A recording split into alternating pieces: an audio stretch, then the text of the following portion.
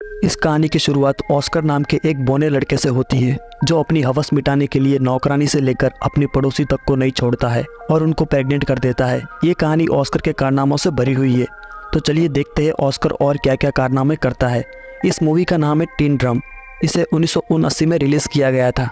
इस कहानी की शुरुआत में हम लोग एना नाम की एक औरत को देखते हैं जो कि अपने खेतों में काम कर रही होती है।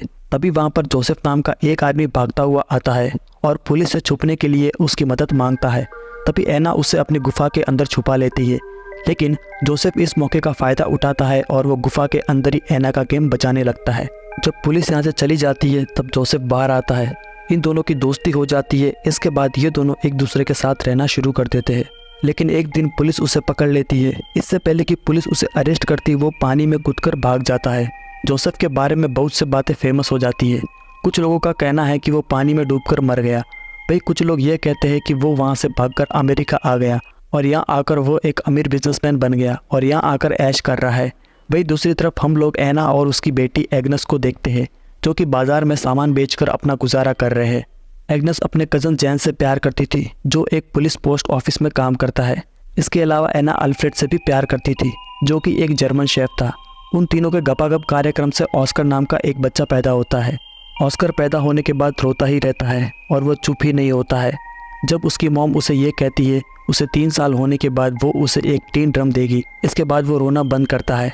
अपने 3 साल होने के बाद जब ऑस्कर ने अपने जन्मदिन में लोगों को शराब पीते हुए और कट्टा डांस करते हुए देखा तब वो डिसाइड करता है कि वो कभी बड़ा नहीं होगा और अपने इस काम को पूरा करने के लिए वो सीढ़ियों से कूद जाता है।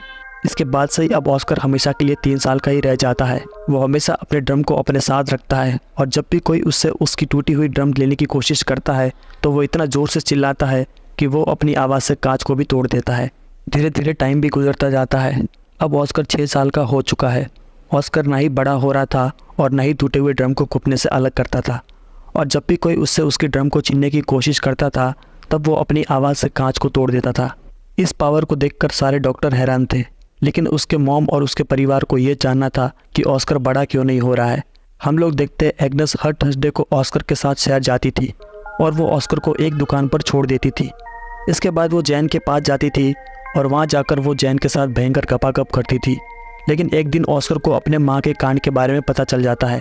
ऐसे करते हुए कई साल बीत जाते हैं और अब ऑस्कर 12 साल का हो चुका है। एक बार ऑस्कर अपने मॉम डैड के साथ सर्कस देखने जाता है जहाँ वो कुछ बौने लोगों को परफॉर्म करता देखता है। उन बोनों को देखकर उसके मॉम डैड को लगने लगता है कि शायद ऑस्कर भी बोना है। सर्कस खत्म होने के बाद ऑस्कर वैद्रा नाम से एक बोने से मिलता है जो कि ऑस्कर के इस टैलेंट को देखने के बाद उसे अपने सर्कस में काम करने के लिए ऑफर देता है। लेकिन तभी ऑस्कर के मॉम डैड वहाँ आ जाते हैं और वो ऑस्कर को अपने साथ ले जाते हैं। इसके कुछ दिनों के बाद हम देखते हैं ऑस्कर की माँ ऑस्कर को जिस दुकानदार के पास छोड़कर जाया करती थी वो दुकानदार भी धीरे धीरे एग्नेस को प्यार करने लगा था। वह उसे और ऑस्कर को अपने साथ लंदन चलने के लिए कहता है, लेकिन एग्नेस उसे मना कर देती है और वहाँ से चली जाती है। उसके कुछ वक्त बाद एग्नेस को ये बात पता चलती है कि वो प्रेग्नेंट है और उसके पेट में जैन का बच्चा है। इस बात से एग्नेस बहुत परेशान हो जाती है और अपनी टेंशन की वजह से वो बहुत सारी मछलियाँ खा जाती है जो कि उसे खाना बिल्कुल पसंद नहीं था। वही उसके पति एल्फ्रेड को इस बात से कोई फ़र्क नहीं पड़ता कि एग्नेस के पेट में किसका बच्चा है और वो एग्नेस को सिर्फ खुश देखना चाहता था। लेकिन ऑस्कर के पैदा होने के बाद एग्नेस को कभी भी खुशी नहीं हुई, इसीलिए वो अपने इस बच्चे को पैदा करना नहीं चाहती है और बहुत ज़्यादा मछलियाँ खाने की वजह से उसे फूड पॉइजनिंग हो जाती है और उसकी मौत हो जाती है। इसके कुछ सालों बाद हम ऑस्कर को देखते हैं जो कि अपनी टूटी हुई ड्रम को ठीक कराना चाहता है और ये सब उस वक्त में हो रहा था जब जर्मनी पूरे पोलैंड पे हमला करके उस पर पूरा कब्जा करने की कोशिश कर रहा था। वही पोस्ट ऑफिस वाली पुलिस जर्मनी पर हमला करने की तैयारियां कर रहे थे। तभी अचानक जर्मन्स का उन पर हमला हो जाता है। इस हमले में बहुत से लोग मारे जाते हैं जिनमें से एक जैन भी था। ऑस्कर इस हमले से किसी तरह बच जाता है और वो यहाँ से भाग जाता है। इसके कुछ दिनों बाद हम देखते हैं अल्फ्रेड एक 16 साल की लड़की जिसका नाम मारिया है उसे अपने दुकान पे काम करने के लिए रखता है। मारिया दुकान के साथ साथ ऑस्कर का भी ध्यान रखती थी। धीरे धीरे मारिया को ऑस्कर से प्यार होने लगता है। ऑस्कर की उम्र भी मारिया जितनी ही थी, लेकिन मारिया को इस बात पर यकीन नहीं था और वो ऑस्कर को अभी भी बच्चा मानती थी। जब एक बार अल्फ्रेड किसी काम से बाहर जाता है तब ऑस्कर मारिया के बेडरूम में जाता है और वो चूहे की तरह उसके कंबल में घुस जाता है और गपागप करने लगता है। मारिया को भी ऐसा करने में अच्छा लगता है, इसलिए वो ऑस्कर को नहीं रोकती है। धीरे धीरे ऑस्कर उसके और भी करीब आने लगता है, लेकिन अचानक एक दिन उसे ये बात पता चलती है कि मारिया का अफेयर अल्फ्रेड के साथ चल रहा है। और मारिया अल्फ्रेड से बहुत प्यार करती थी, लेकिन अल्फ्रेड सिर्फ उसका यूज़ कर रहा था। मारिया इस बात से बहुत ज़्यादा दुखी होती है और वो रोने लगती है। इस मौके का फ़ायदा उठाकर ऑस्कर उसके पास आता है और उसे संभालने की सोचता है, लेकिन मारिया को बहुत गुस्सा आता है और वो ऑस्कर को बोना कहकर उसके पिछवाड़े पर लात मारती है। कुछ महीने बाद हम लोग ये देखते हैं कि मारिया अल्फ्रेड के बच्चे की माँ बनने वाली थी और ऑस्कर उस बच्चे को मारना चाहता था, लेकिन मारिया ऐसा होने नहीं देती है। कुछ दिनों बाद मारिया एक लड़के को जन्म देती है। उस बच्चे को पाकर सभी लोग बहुत खुश हैं, लेकिन ऑस्कर ये सब देखकर बिल्कुल भी खुश नहीं था, क्योंकि उसे ऐसा लगता था जैसे वो बच्चा उसी का है। वही दूसरी ओर हम लोग ऑस्कर के दोस्त वेद्रा को देखते हैं, जो कि वर्ल्ड वॉर के दौरान नाजी आर्मी में एक बड़ी पोस्ट पर काम कर रहा था। फिर एक दिन वो ऑस्कर को भी अपनी टीम में आने के लिए बोलता है। ये लोग पेरिस में एक परफॉर्मेंस करने वाले थे। ऑस्कर इन लोगों के साथ मिलकर सारे लोगों को अपना टैलेंट दिखाता है। उनके साथ काम करते ही उसे अपनी टीम की एक लड़की जिसका नाम रोज पीता है, उससे प्यार हो जाता है। कई दिन ऐसे बीत जाते हैं। अब ऑस्कर अपने दोनों दोस्तों के साथ बहुत खुश था और वो अपनी ज़िंदगी अपने हिसाब से जी रहा था। अब वो जो चाहे जैसा चाहे कर सकता था, लेकिन एक दिन अमेरिका का अचानक वहाँ पर हमला हो जाता है और ऑस्कर की गर्लफ्रेंड रोज पीता इस हमले में मारी जाती है। उस हादसे के बाद ऑस्कर अपने घर वापस आ जाता है। यहाँ आकर वो मारिया के 3 साल के बेटे को एक वैसा ही ड्रम गिफ्ट करता है जैसा कि उसे अपने 3 साल की उम्र में मिला था।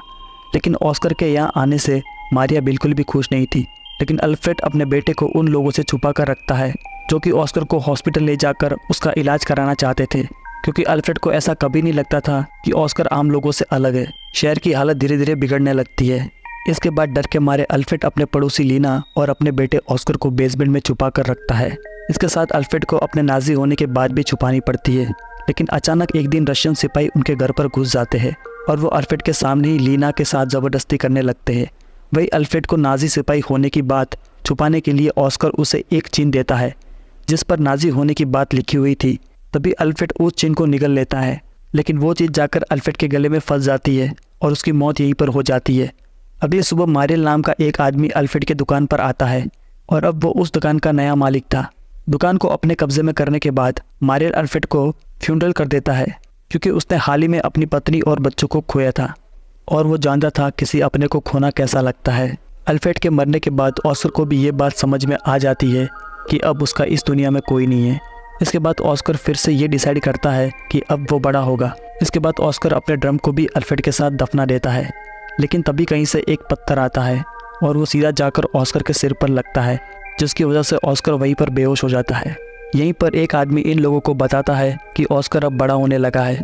मूवी के लास्ट सीन में हम लोग यह देखते हैं एना को छोड़कर बाकी सारे लोग इस शहर को छोड़कर जा रहे हैं, जहाँ ऑस्कर को पता चलता है कि उसके चिल्लाने की शक्ति अब जा चुकी है। और लास्ट में एना वहीं पर आ जाती है जहाँ से इस कहानी की शुरुआत हुई थी और यहीं पर यह मूवी ख़त्म हो जाती है। अगर आपको ये मूवी अच्छी लगी हो तो एक लाइक ज़रूर कर देना। मैं मिलता हूँ आपसे किसी और अगले वीडियो में, तब तक के लिए अलविदा।